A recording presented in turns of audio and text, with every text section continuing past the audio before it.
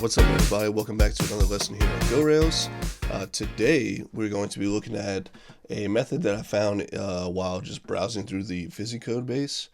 We're going to be looking at this method called with options here, okay? Now you can use this method to factor out any sort of duplication that might be occurring with any of the methods that you would call within the block of the with options method here, okay? Now in the PhysiCode base here, they only have the one method being called inside the block that validates presence of, right? So the with options here, they could have just one-lined that one, and it probably would have been fine.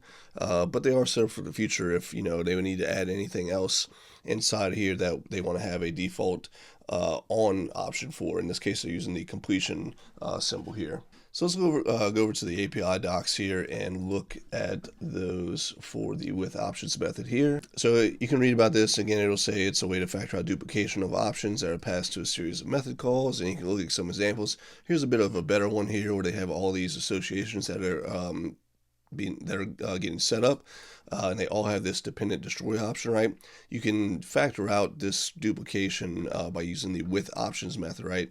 So as you see here in the next example, they say with options, pass the option, and then a block, and that then wraps all of the method calls. It'll set things up so that each method call within this block will have its options merged with this option that we're passing here. So you can use this on an explicit receiver, as in this example here, where they're using I18N to just kind of set up some default options here, and then passing a block to set up the other options for subject and body here. Or you can not do that.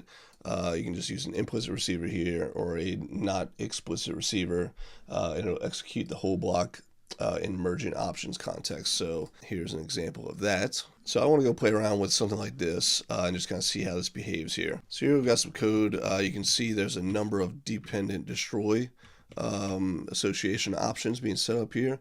I know you can't see these last two, but if I scoot over, you can here. So you can see here, dependent destroy here. So we could factor out this duplication by wrapping those in a with options call and passing dependent destroy as an option.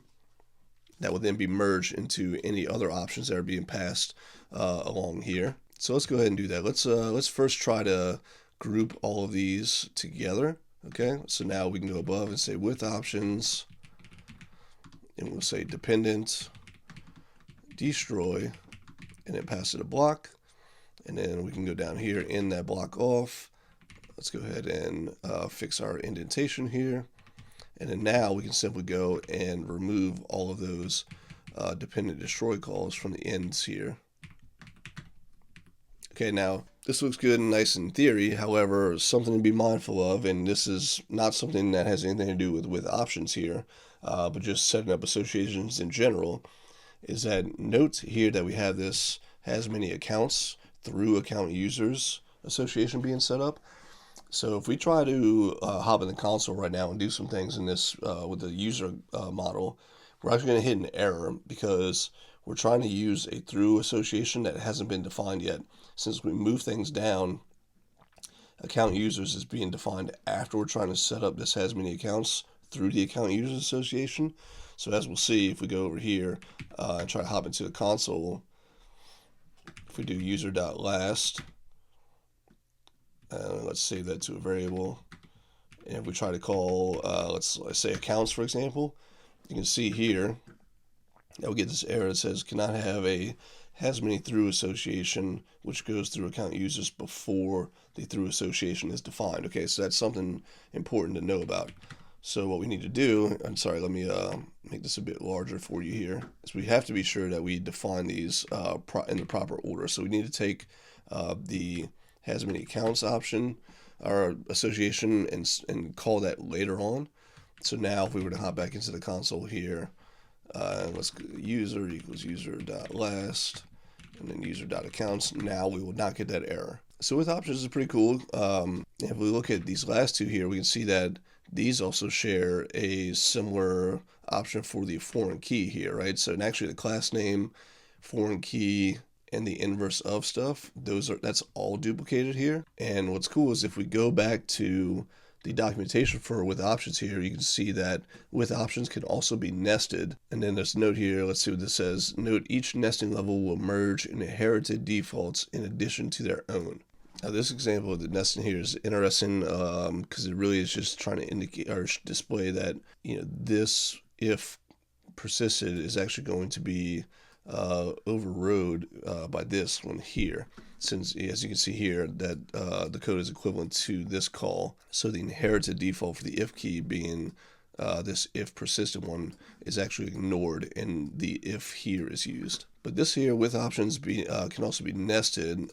This makes me wonder if we could do something like another with options call here, and then we'll end this off. And now in theory, I feel like we should be able to do something like class name account. Okay, so let's see if we can go ahead and remove this now and have this all still work.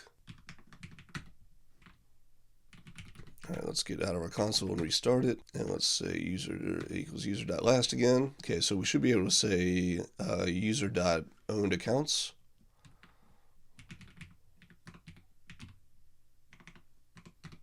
And that seems to work. Let's go ahead and check ourselves here. If we were to go ahead and comment these two things out, that nested with options call that is, and go back into our console here, recall these.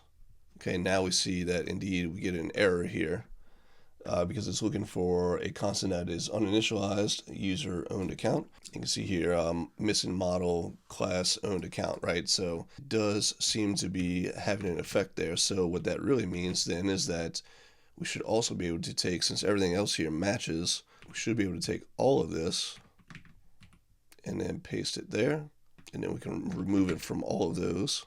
Now, I will say this is getting a little bit difficult to read here, so we can put some space in there. All right, let's save that. Let's hop out of here. Let's run this again. Let's get user.last and then user.owned accounts, and we see that we're working. Let's try this personal account. That also seems to be working as well. So with options, really cool if you're a fan of keeping things dry and not repeating yourself, right? This is a great thing to know about its existence so you can leverage it and share, common setup for methods, or in this case, associations, so you don't have to duplicate that all everywhere. So with that, we'll keep this one short and sweet. Hope you enjoyed it. Maybe you can find some usage for this around the code bases that you work on. And if so, I'd love to see it. Share some examples in the comments below. And until next time, take care.